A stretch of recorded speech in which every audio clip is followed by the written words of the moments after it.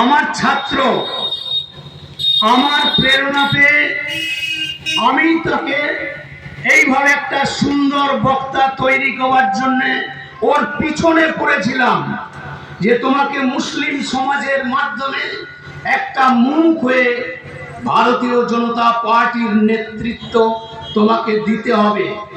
তাই ইমান আলী ভাইয়ের জন্য আমি প্রচন্ড গর্ববোধ করি। কজ্জল পূরিত লোচন ভালে নপুযুগ শোভিত মুক্তার হারে বীণা পুস্তক রঞ্জিত হস্তে ভগবতী ভারতী দেবী নমস্তুতে। ইমান ভাই যে সুন্দরভাবে রাজনৈতিক যে ব্যাখ্যা করলো, দেবী সরস্বতীর প্রণাম মন্ত্র উচ্চারণের মাধ্যমে আমি আমার কণ্ঠস্বরকে আপনাদের মাধ্যমে যান্ত্রিক যোগাযোগ মাধ্যমে আমি এতদ অঞ্চলের শুভবুদ্ধি সম্পন্ন রাজনৈতিক সচেতন ব্যক্তিদের কাছে, এতদ অঞ্চলের শুভবুদ্ধি সম্পন্ন সাধারণ মানুষের কানে পৌঁছে দেবার জন্য আমি দেবী সরস্বতীর প্রণাম মন্ত্র উচ্চারণের মাধ্যমে আমার বক্তব্য শুরু করলাম। নতুন বছর, তাই নতুন বছরে এই বাজারে, ইসলামপুর বাজারে সমস্ত সুধী নির্বাচক মণ্ডলীকে ভারতীয় জনতা পার্টির পক্ষ থেকে গৈরিক অভিনন্দন জানাই।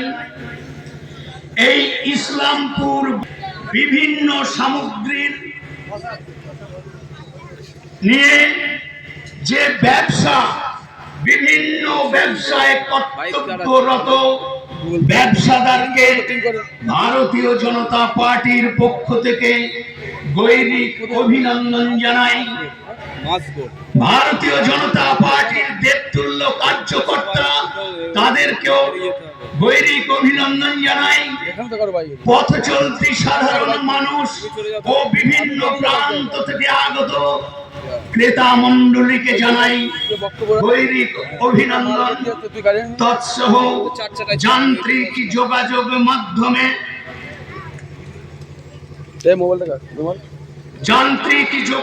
মাধ্যমে আমার কণ্ঠস্বর যত দূর পর্যন্ত পৌঁছাচ্ছে, এতদ অঞ্চলের পার্শ্ববর্তী বাড়ির কর্তব্যরতা মা ও পিতৃস্থানীয়দের বিনম্র শ্রদ্ধায়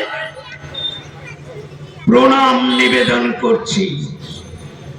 উক্ত পরিবারের আমার সমবয়সীদের জানাই গৈরিক অভিনন্দন।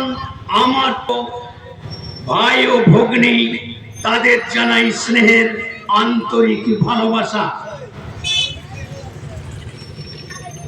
ভারতীয় জনতা পার্টির মঞ্চে দাঁড়িয়ে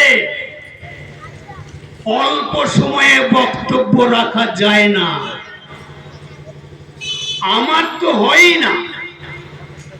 আমায় যখনই বলে যে কম টাইম নিয়ে বলুন, 20 মিনিটে বলুন, 8 ঘন্টার মধ্যে শেষ করুন, আমার সঙ্গে সঙ্গে মটকা গরম হয়ে যায়।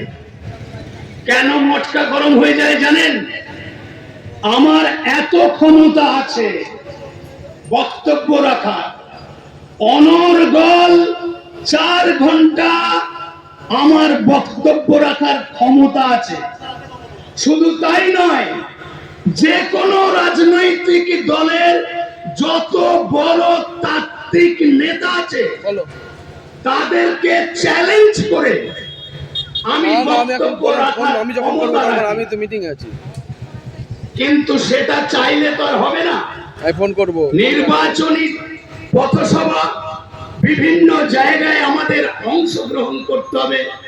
আমার পরবর্তীকালে হয়তো আরো বক্তা চলে আসবে, তাকে সময় দিতে হবে।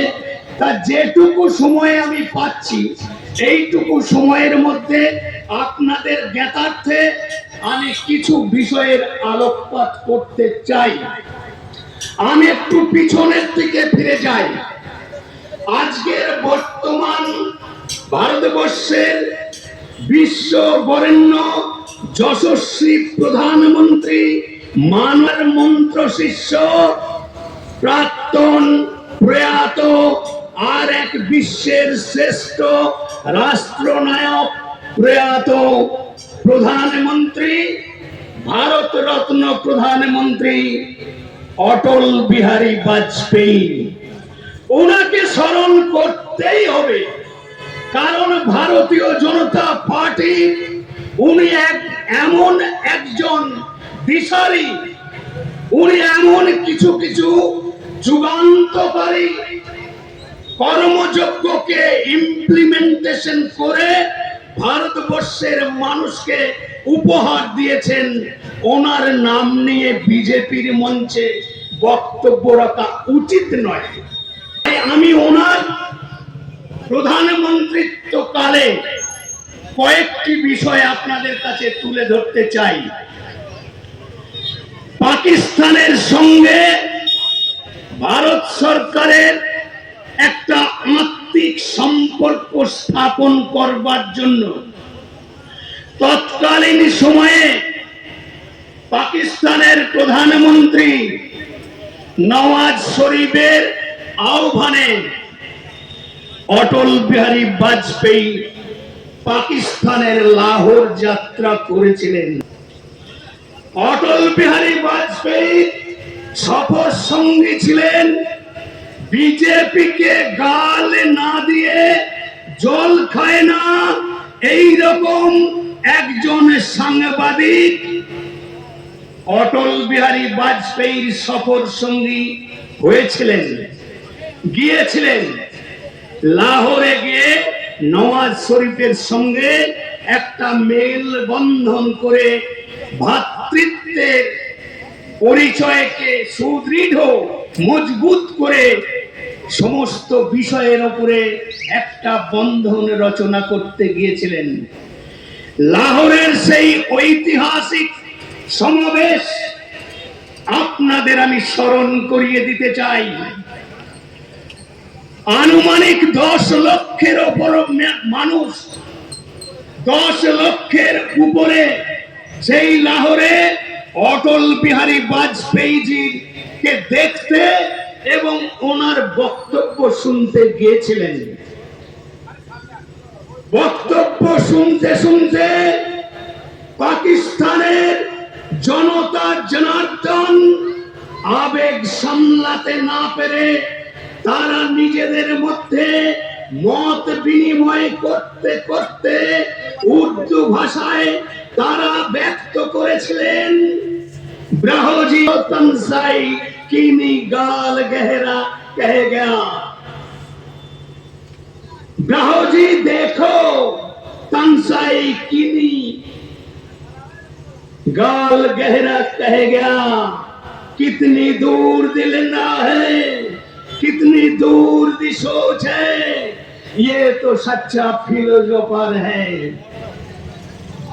এর মানে কেউ করতে পারবেন আপনারা? আমি জানি কেউ এর মানে করতে পারবেন না। তো অটল বিহারী বাজপেয়ীকে দেখে লক্ষ লক্ষ পাকিস্তানের জনগণ তাকে শ্রদ্ধা নিবেদন করে এই উর্দু বাক্য বিনিময়ের মাধ্যমে বলতে চেয়েছেন। কি করে জানতে পারলাম?